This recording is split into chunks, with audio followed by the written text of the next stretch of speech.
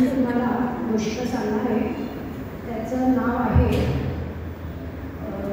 सत्याची ताकद असं त्या गोष्टीचं नाव आहे. सत्याची ताकद. एक गांधार मंत्री असतात आणि त्याच्यात गंगाधर नावाचा राजा राज्यात खूप चांगला राजा होता, खूप चांगला.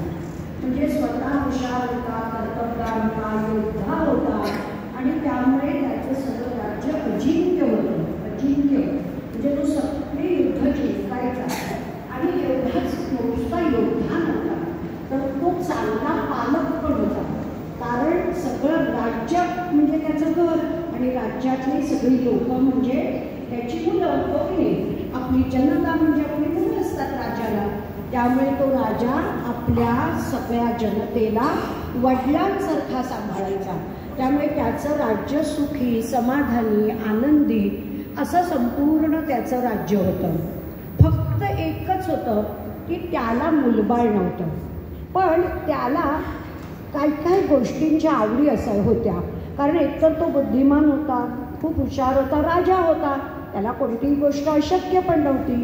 त्याला बागकाम करायची खूप आवड होती. बागकाम म्हणजे त्याच्या राज्यामध्ये त्याच्या महालामध्ये एवढी मोठी जागा, अनेक एकरांचा तो महाल होता. त्या महालाच्या अंगणांमध्ये त्यांनी विविध बागा लावल्या होत्या. ह्या बाजूला एक बाग लाव, ह्या बाजूला एक बाग लाव, ह्या बाजूला एक बाग लाव. आणि तो स्वतः सगळी बागेची निगराणी करायचा आणि खूप छान छान फुलं यायची.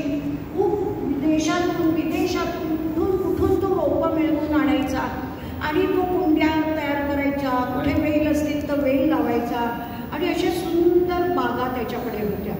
पण तरीही त्याला कुठेतरी एक अशी सतत एक मनात त्याच्या आशंका राहायची की आपल्याला मुलबाळ नाही. असं असताना एक दिवस त्याला एकदम एक कल्पना सुचते आणि तो काय करतो, तो म्हणतो आज दवंडी पिटवा आणि सांगा सगळ्या दवंडीवरनं की आज सगळ्या लहान मुलांना राजाने बोलावलेलं आहे. माझ्या या राज्यातल्या लहान मुलांना बोलावलं आहे आणि सगळी लहान मुलं जमतात तिथे. आणि तो सांगतो, राजा त्या मुलांना म्हणतो, अशा खूप कुंड्या त्यांनी तयार करून ठेवलेल्या असतात आणि एक एक कुंडी देतो त्याच्या हातात एकेका मुलाच्या आणि त्यांनी एक बी देतो आणि त्यांना सांगतो हे बी पेरायचं, आजपासून घरी घेऊन जायच्या कुंड्या, त्याच्यात बी पेरायचं आणि बरोबर 3 महिन्यांनी ही कुंडी घेऊन तुम्ही आणि तुमचे आई बाबा परत इथे या असं त्यांना सांग.